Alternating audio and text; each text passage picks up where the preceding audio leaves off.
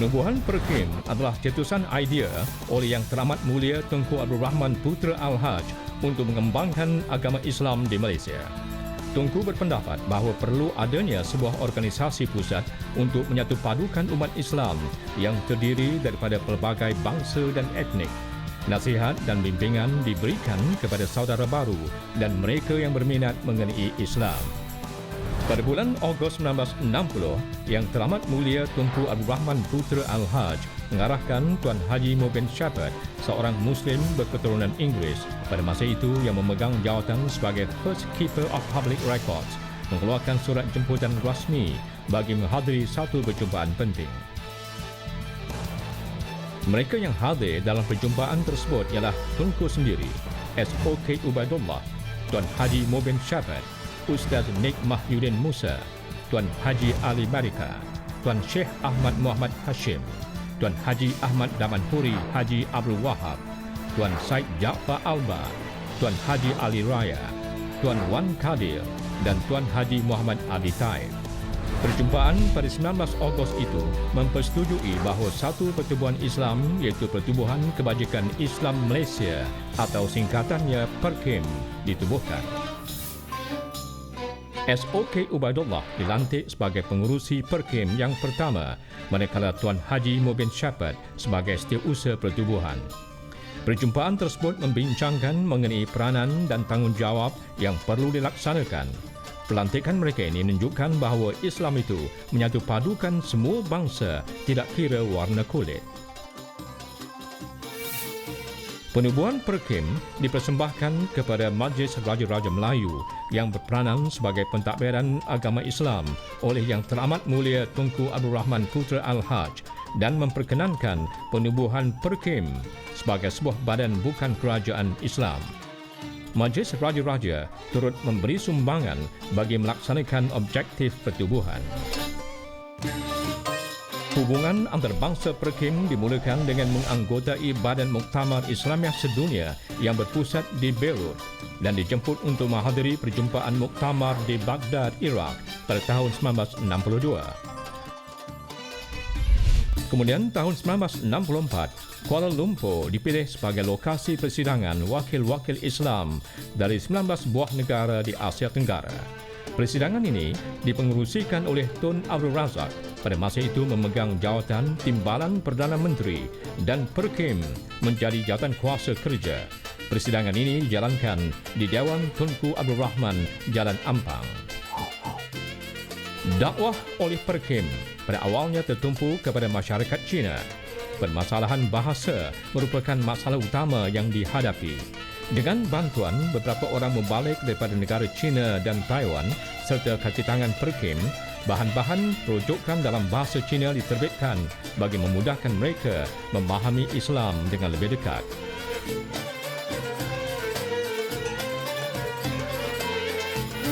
Pendakwahan Perkim dikembangkan lagi di Sarawak dan Sabah apabila kedua-dua buah negeri itu menjadi sebahagian dari negara Malaysia.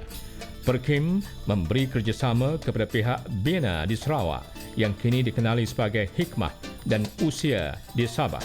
Kerjasama ini membantu meningkatkan jumlah penganut agama Islam di sana. Peranan Perkim terus meluas di peringkat antarabangsa apabila menganggotai Pertubuhan Persidangan Islam atau OIC pada tahun 1969. Lawatan-lawatan rasmi diadakan bagi memastikan pembangunan masyarakat Islam dunia terus berkembang dan bantuan keuangan diberikan bagi memudahkan mereka mendapat infrastruktur yang lebih baik.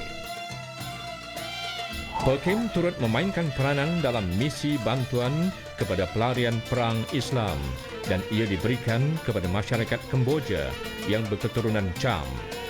Mereka ini majoritinya beragama Islam dan melarikan diri atas dasar keselamatan diri dan keluarga. Mereka diberi perlindungan, rumah serta pekerjaan bagi memulakan kehidupan baru.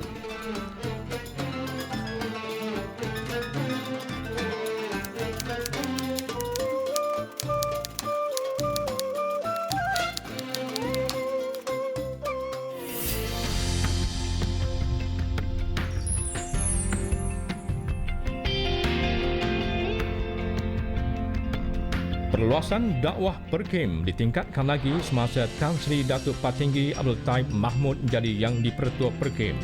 Penglibatan daripada pelbagai pihak memberi impak yang besar kepada Perkim. Peranan wanita Islam turut diberi perhatian apabila isteri beliau, Puan Sri Laila Taib yang berketurunan Poland menubuhkan wanita Perkim. Pelantikan seorang ahli politik dan diplomat sebagai naib Presiden Perkim iaitu Datuk Haji Omar Ong Yok Lin telah membantu perkembangan Islam secara positif. Penghapusan etnik Bosnia yang majoritinya beragama Islam oleh Serbia telah membuka mata masyarakat dunia. Ini dilakukan secara terang-terangan dan negara-negara Islam yang lain mengecam dan mengutuk perbuatan tersebut.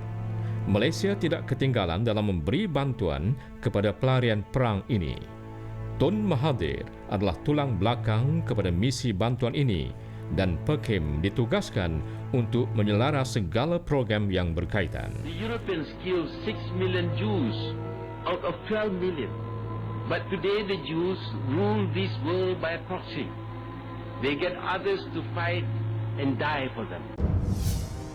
Tidak berhenti di situ, pelarian Rohingya juga turut mendapat perhatian dan bantuan. Mereka diberi perlindungan sementara yang lebih selamat, bantuan perubatan dan juga makanan dibekalkan kepada mereka.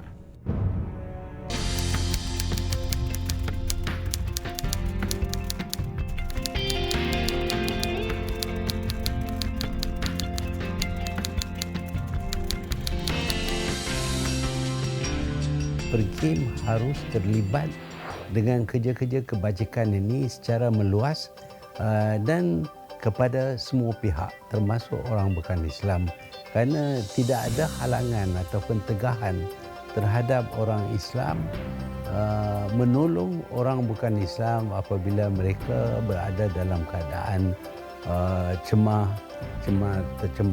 ataupun bermasalah. Perkim boleh jadi satu agensi yang akan memulih semula imej agama Islam.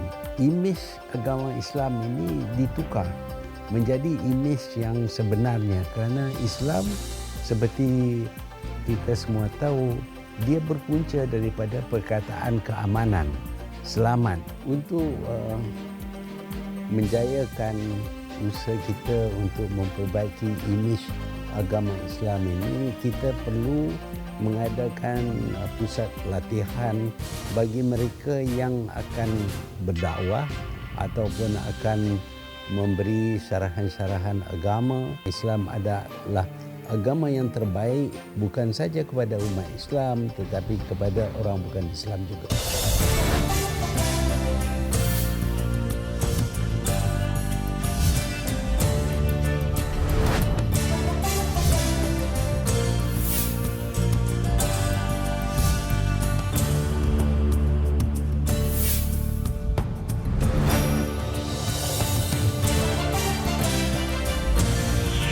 Siapalah kami tanpa Perkim?